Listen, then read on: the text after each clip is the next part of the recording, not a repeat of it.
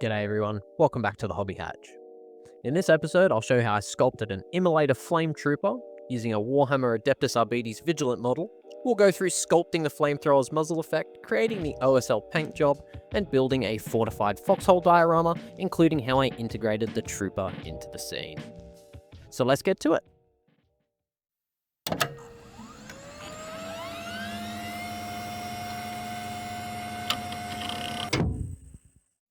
I started by removing some of the more obvious details that made the model look like a standard Warhammer piece. To get the flamethrower going, I shaved down the trooper's shotgun and attached a leftover flamethrower nozzle from another model.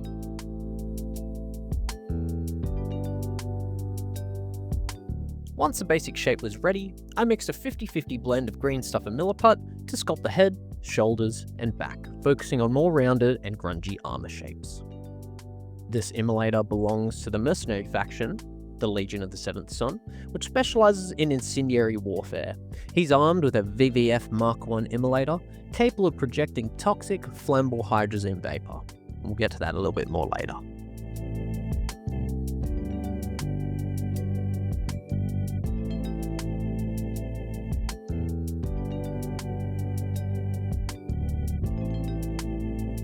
Next, I worked on the flamethrower's muzzle effect. I've actually put together a free PDF guide for sculpting and painting this effect, covering all the steps, materials, and tips in detail. You'll find a link in the description, and if you'd like to see more builds like this, giving the video a like and subscribing is the easiest way to do that. After inserting an armature wire and building up the bulk, I started shaping the individual flames. Because this flamethrower is vapor-fueled, the flames are much shorter and curve upwards, unlike thick liquid flamethrowers that you'd see in World War II. Think of it as a big butane torch versus a hose of liquid fire. I also sculpted a tracer and ricochet effect on the trooper's shoulder, and added a corresponding muzzle flash on a secondary soldier, which I kitbashed and sculpted off camera. On to the painting. I first primed the whole model black, and then I added 2 directional layers of red, black, and burnt umber from different directions to give future layers some extra depth. The Legion's armor and color scheme is a gritty white, and to get this effect, I painted each panel with multiple thin coats of off-white ivory. I then applied an acrylic umber wash to each panel, dabbing away the excess to create a worn, weathered effect.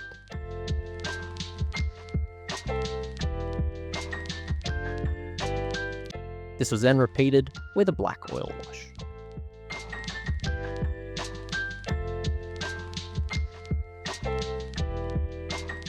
After that, I added volumetric highlights using the original ivory to give the effect that the light was coming in from the top right of the model. The faction's accent color is a deep red, which I highlighted with a bright red-orange.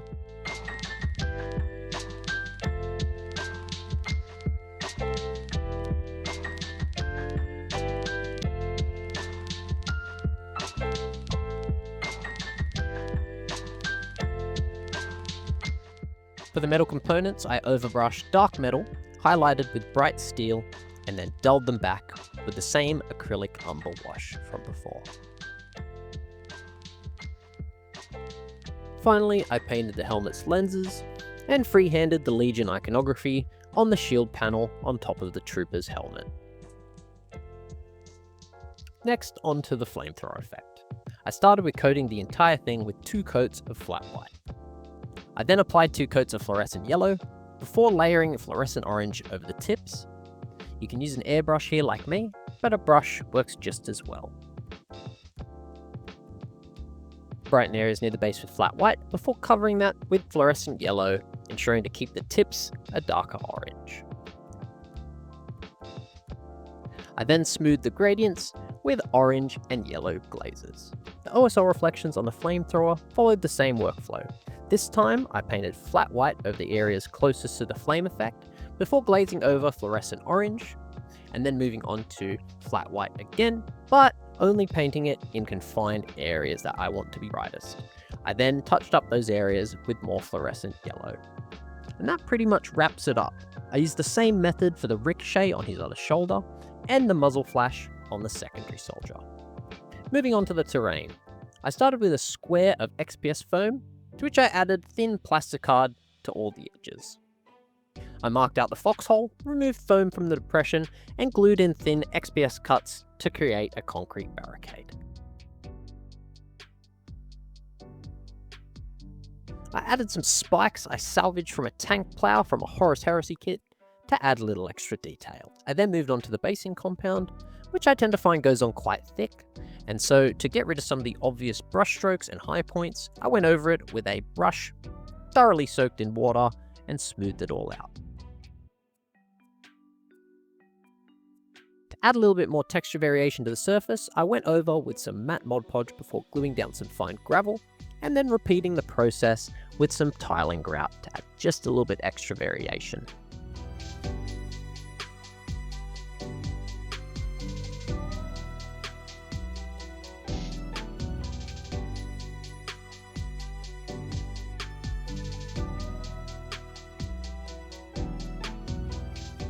I then used coffee stir sticks, which became the foxhole's floor and walls, as well as thin dowel, which was used as the roof supports.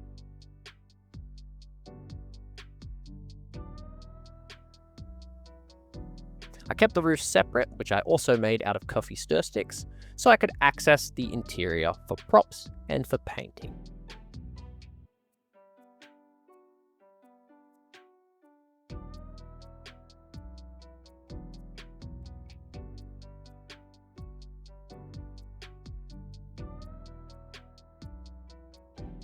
This scene shows a soldier from a bastion state being caught off guard by the Legion of the Seventh Son. And to build up his fighting position, I sculpted sandbags out of some milliput, as well as twisting some wire around old paintbrush to simulate some barbed wire.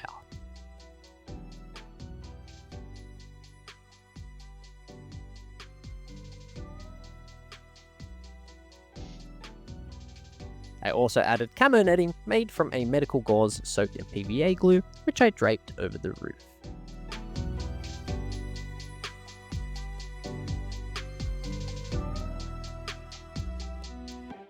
For a little extra fun, I added a mug, a paintbrush, and an unpainted mini to his desk. For painting the terrain, I wanted to push myself and rely mostly on the airbrush. After priming black, I sprayed a 2-color undercoat of red, black, and deep crimson. I chose crimson over burnt umber here because I knew there'd be a lot of earth tones, and I wanted the deep crimson to be more contrasty in this case. I then laid down very thin base colors to let the undercoat show through. Dark brown for the wood, dark grey for concrete, dark tan for the sandbags, medium earth for the ground, and the camo got a desaturated olive. To prepare the metal components for metallic paint, I also gave them a quick coat of flat black.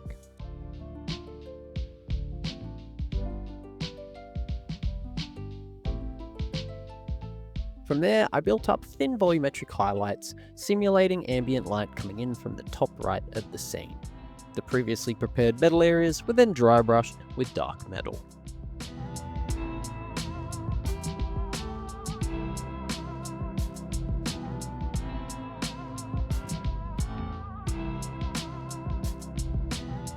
The whole scene was then treated with burnt umber and burnt sienna oil washes to add back some coloured contrast and surface definition.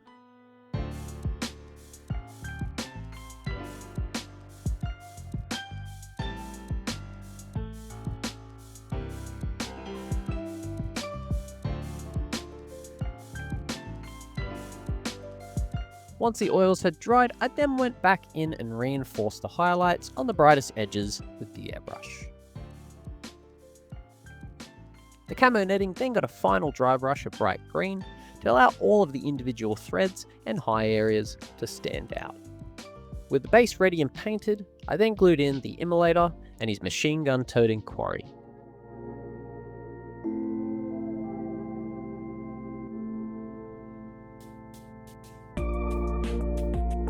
Then for some extra visual flavour, I then weathered the metals with dirty down rust, and then went in with dirty down moss to add a nice dingy overgrown look to the scene. I always find that going back in with a damp brush and reactivating the dirty down effects always gives a much nicer colour variation once it's dry.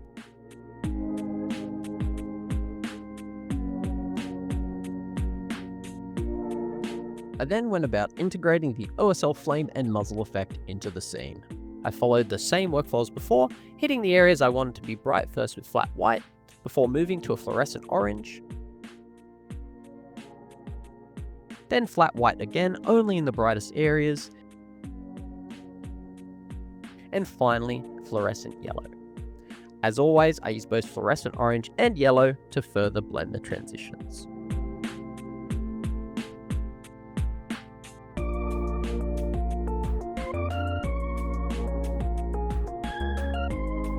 The last step was to brush on some varying different shades of pigment powders for the added texture and color variation in the soil. With the diorama complete, the last thing to do was to paint the edges black, and it was on to the Glamour Shots.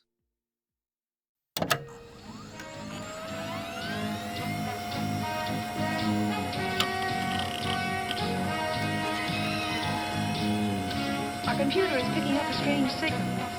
Here, sir, you better take a look at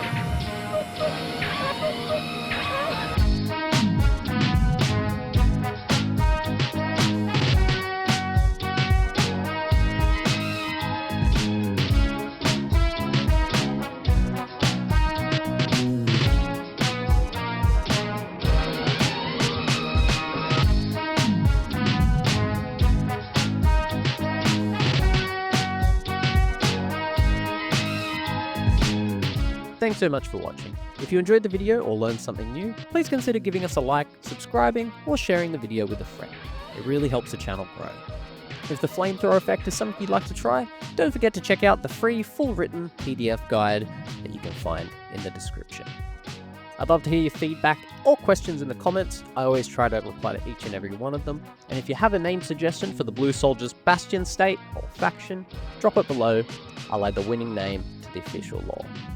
For hobby build updates and what I'm currently working on, as well as extra lore snippets from A World To Lament, consider checking out my Instagram. You'll find the link to that in the description. As always, if you'd like more Hobby Hatch, consider checking out the videos shown here on screen, or if you'd like more content specifically from A World To Lament, you'll be able to find the playlist to that in the description. Anyway, thanks again for watching, and I'll see you in the next one.